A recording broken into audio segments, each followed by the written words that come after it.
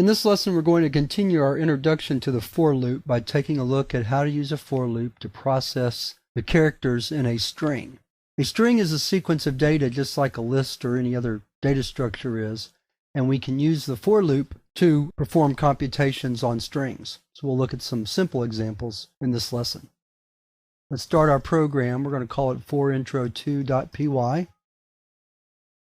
So the first thing we're going to do is create a simple word, hello, and then we're going to write a for loop to access each letter of that word. So we're going to say for letter in word, print letter.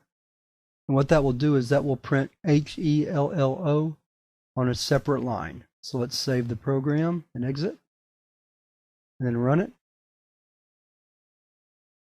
And there's HELLO, each on its own line. So now let's look at a more complex example. Let's go back to the program. We'll comment out these first couple of lines. We don't need them anymore. And what I want to do now is I want to count the number of vowels in a longer string, in a sentence. So our sentence is, now is the time for all good people to come to the aid. Let's count the vowels real quick. 1, 2, 3, 4, 5, 6, 7, 8, 9, 10, 11, 12, 13, 14, 15, 16, 17, 18, 19. So there are 19 vowels. To keep track of the vowels, we need a variable to store each occurrence, so we'll use count and we'll assign it 0. So here we'll have our for loop, for letter in sentence, and then we have an if statement. If letter equals A, or letter equals E, or letter equals I, or letter equals O. Now here we have a little bit of a dilemma.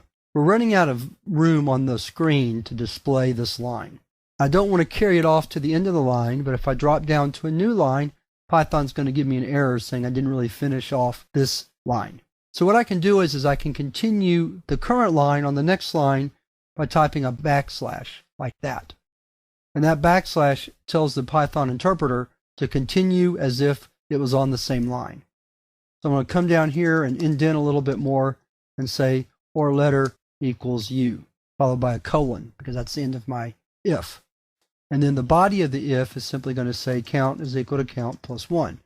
In other words, if a letter is A, or a letter is E, or a letter is I, or a letter is O, or a letter is U, then the letter is a vowel, and we want to add 1 to the count. So then when we're finished, we can say print the number of vowels is plus string count, like so.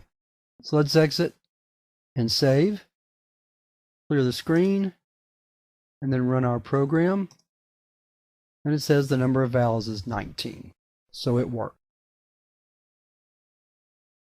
So again, we can use a for loop anytime we want to process the elements of a sequence, especially when we want to process all of the elements in a sequence.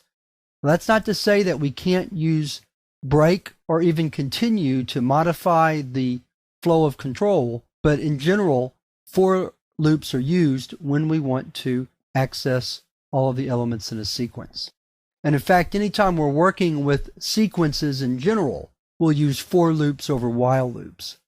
While loops I like to call open-ended loops, and I like to call for loops close-ended, because with a for loop we can usually see, just by scanning the program, the range of the loop. How many elements is it going to access? Or what's the possibility? Well, we know that in this particular program, it's not going to access more than the last letter in the sentence, and we can see that easy enough. Whereas if we're processing a file with a while loop, we may not know because we can't see the end of the file. Or if we're doing some other open-ended problem, again, we can't really look and know when the loop's going to end. But with a for loop, we can usually tell what the range of computation is going to be. So that wraps up this second introduction to the for loop, and now we're going to move into some more specific examples of using for loops with sequences by examining in more detail how to use the for loop with a list.